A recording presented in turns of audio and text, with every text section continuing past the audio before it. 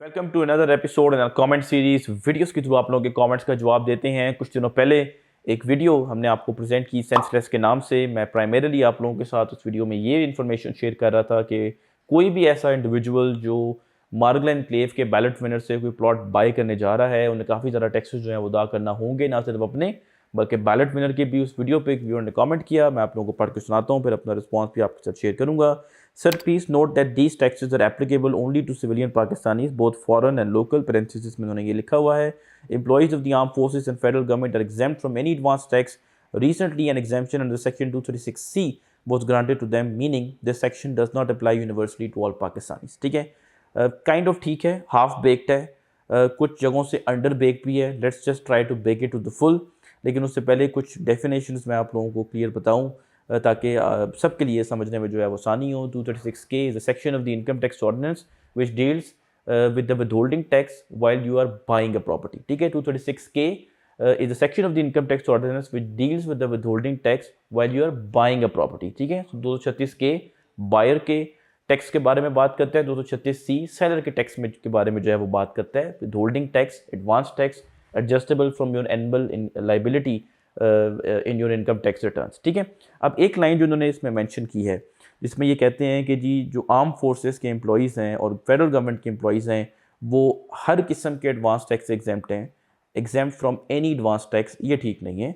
अगर आप बाय करने जा रहे हैं, आप कर्नल हैं, मेजर हैं, ब्रिगेडियर हैं, जनरल हैं, या आप किसी मिनिस्ट्री के एम्प्लॉई हैं फेडरल गवर्नमेंट के, आपको 236K का टैक्स अदा करना होगा। You not exempt from that. ठीक है, सिमिलरली अगर आपने मेरे से कोई प्रॉपर्टी परचेज की थी और उस परचेज प्रॉपर्टी को आप आगे बेचने जा रहे हैं as employee of the arm forces और फेडरल गवर्नमेंट, तो आपको 236C सेलर का विदहोल्डिंग टैक्स अदा करना होगा। एग्जेम्पशन आपको 236C के सेक्शन के मुताबिक सिर्फ उस सूरत में मिलती है अगर वो प्लॉट आपको या प्रॉपर्टी आपको एज अ सर्विस बेनिफिट मिला हो। आप आर्म फोर्सेस के एम्प्लॉई हैं, आप फेडरल गवर्नमेंट के एम्प्लॉई हैं, आप प्रोविंशियल गवर्नमेंट के एम्प्लॉई हैं, आप एक्टिव सर्विस का हिस्सा हैं या रिटायर्ड हैं। अगर आपको वो property as a service benefit मिली है और आप उसको फर्स्ट टाइम बेचने जा रहे हैं, फिर आपको एग्जेम्पशन हासिल होगी 236C के विदहोल्डिंग टैक्स से। ठीक है, स्क्रीन पे हम आपको एक जो पेज है की पिक्चर है प्रेजेंट कर रहे हैं। Income tax ordinance page number 455, इसमें लिखा हुआ है।